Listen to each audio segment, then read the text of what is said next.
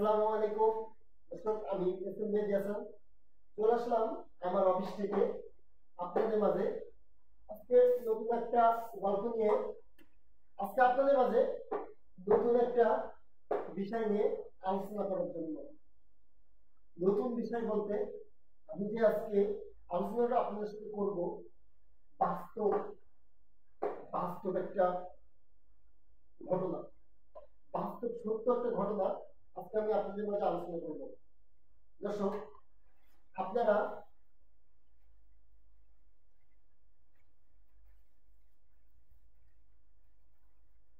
আপনারা আমার এই সুপার পাওয়ার টিভি ইউটিউব চ্যানেলটা লাইক, কমেন্ট, শেয়ার এবং সাবস্ক্রাইব করে আমার পাশে থাকবেন।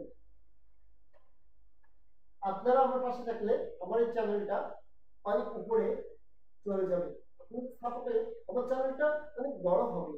আপনারা অবশ্যই আমাকে সাপোর্ট দিবেন। আমার ভিডিওগুলো অবশ্যই বেশি বেশি করে শেয়ার করবেন এবং আমার চ্যানেলটা সাবস্ক্রাইব করবেন। আমি মূল ঘটনায় চলে যাই এবং আমি যে কাউন্সিলিং কাজটা করব, আমি একটা ভিক্ষুককে প্রায় প্রত্যেক দিন, আমি যে এরিয়ায় থাকি এই এরিয়ার রোডের পারে, মানে এই টাউনের রোডের পারে প্রত্যেক দিন দেখি ভিক্ষা করে।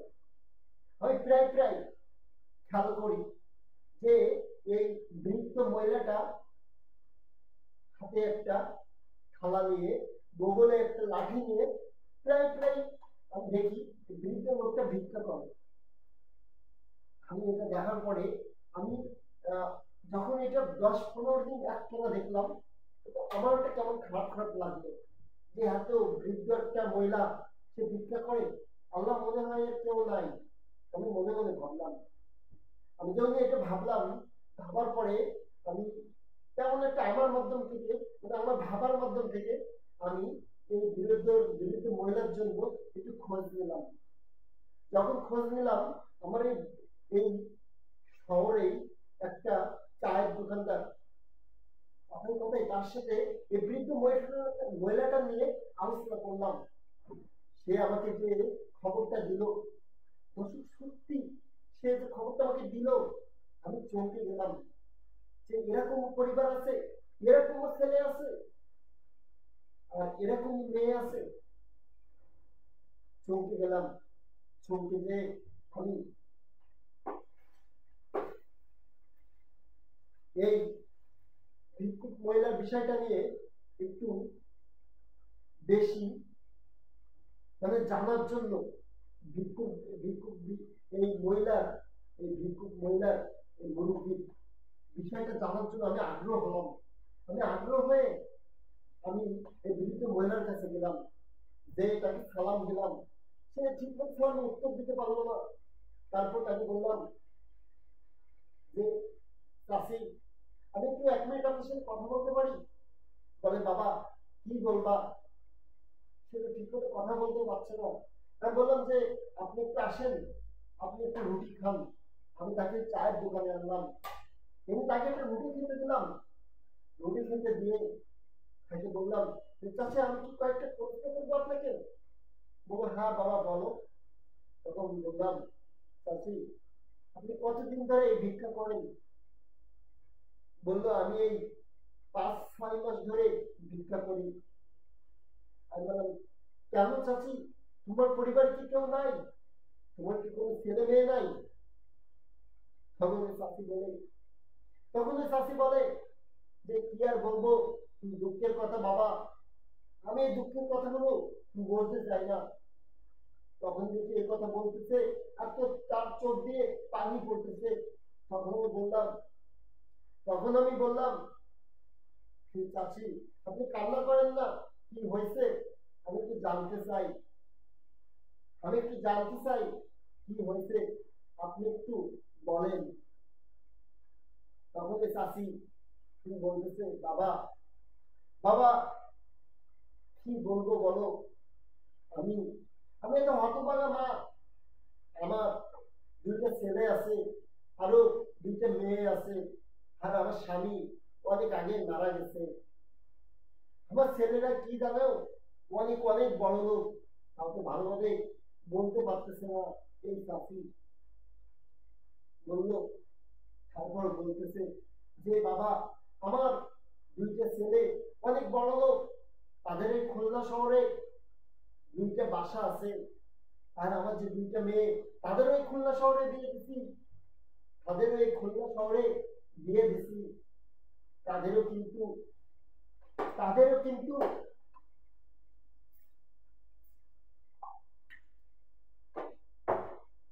তারাও কিন্তু অনেক বড় লোক, আমার ওই মেয়ের জামাইও অনেক টাকা পয়সার মালিক, তারাও অনেক বড় লোক। তখন আমি বললাম, চাচি তাহলে আপনি ভিক্ষা করছেন কেন, আর আপনি রাতে থাকেন কোথায়? তখন বলে, বাবা কি বলবো, আমি তো অধম।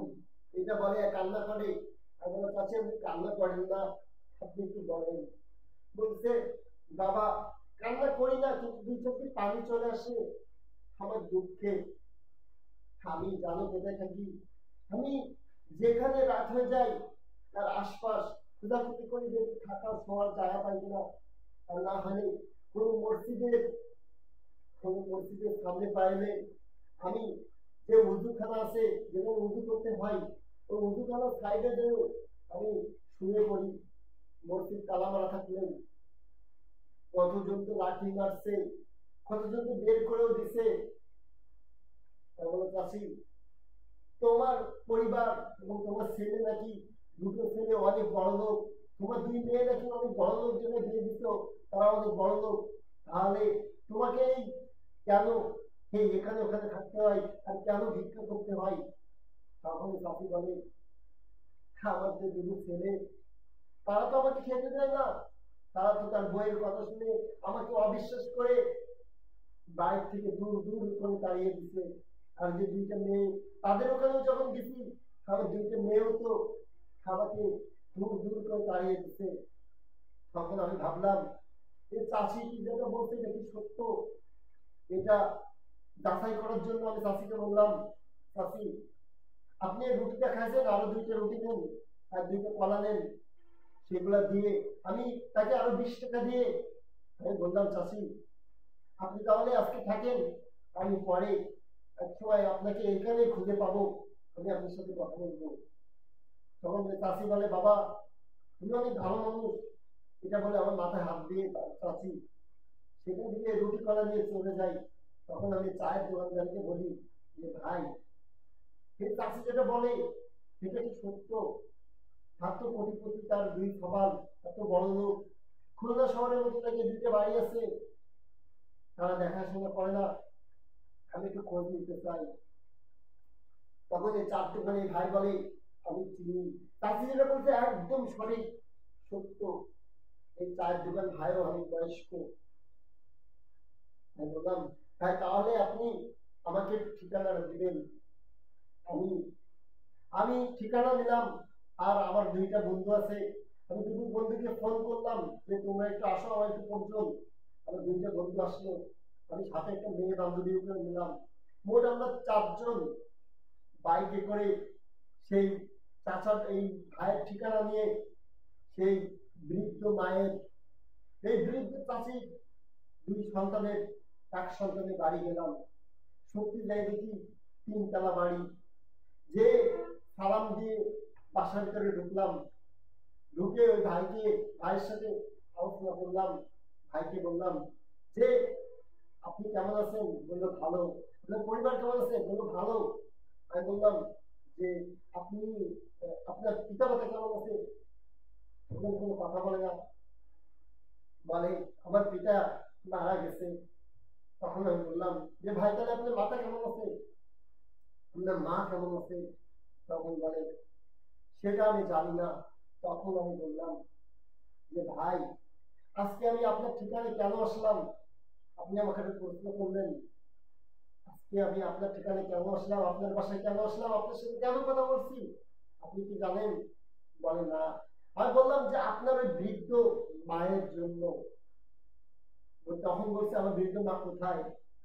আরে আরে সন্তান আপনি, আপনার বৃদ্ধ মা ভিক্ষা করতেছে, আপনার বৃদ্ধ মা ভিক্ষা করতেছে, রাস্তায় কোথায় থাকতেছে, আর ওরকম বৃদ্ধ হাতে একটা লাঠি নিয়ে ভিক্ষা করতেছে। আপনি তিনতলা তিনতলা একটা বিল্ডিং এর মালিক হয়েছেন, আপনার একটা মায়ের একটু কোনো জায়গা নেই আপনার এই বিল্ডিং এ, আপনার এই টাইলসের এক ফুটা কর্নারে কি একটু জায়গা নেই যে আপনি মাকে মাকে রাখার জন্য? আপনার এই হাতের